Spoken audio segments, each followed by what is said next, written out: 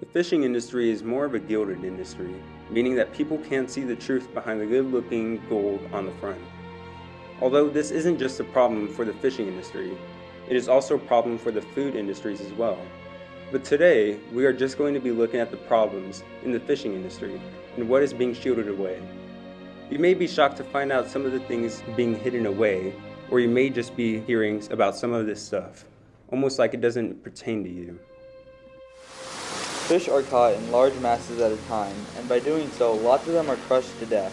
And if they do not die during the time they are caught, they are put into bins of ice water, freezing them to death, or suffocating them with ice going into the fish's gills.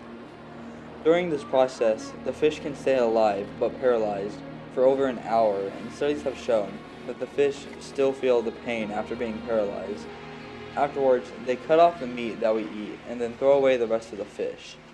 Some fish are also taken and squeezed until the eggs are forcefully gotten out, while the fish is still alive, and then the fish is tossed away to die as it is now useless to them. Slavery in the fishing industry is a big deal. Lots of Asians in debt or with little to no money are forced to work on big fishing ships. Most of this happens in Singapore. It is a key connection hub for the movement or forced laborers, followed by Hong Kong and Taiwan. These are called transit states, which means forced laborers are moved ship to ship to work. There is an estimate of 21 million people that are trapped in enslaved laborers around the world, according to the International Labor Organization. The buyers of these enslaved fishing groups are the Western markets because how cheap the labor and fishes are, so they can make a bigger profit for themselves. Fisheries have one of the highest fatality rates in the world and is a very dangerous job. Most crewmates die on the fishing job, and being forced to work there is one thing, but being forced to work there while risking your life is another. And there needs to be a change. So in the wrap, there is many people still suffering and living in harsh conditions because of the fishing industry and what it is doing to its people. And it's sad to see that people have no choice in their life. It is no secret that the fishing industry is made out to make money, no matter what the cost is. But the question behind this is, who is funding it and why? Well, it turns out it's much more complicated than that. According to the documentary Seaspiracy, different companies that are involved in asking for donations for a greater cause are just tied to one big company giving money back to the fishing industries.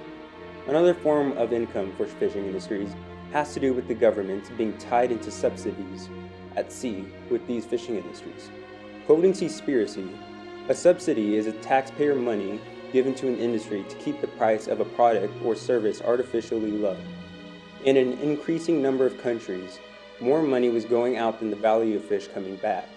In other words, people that actually pay taxes are tied into the sustainability of keeping fishing industries alive. Every company that involves the slaying of animals is going to be inhumane. They all do the same thing with no remorse to maintain a business, create jobs, keep the economy in line, and make money. However, does money itself mean that we just blind ourselves of the misconduct of treating these animals the way that we do instead of peacefully hunting them? Apparently for the fishing industry, it does. We pay these people to gather fish, killing multiple other animals and bycatch, and like taking the oxygen away from a group of people. They bunch up these fish to the point of suffocation.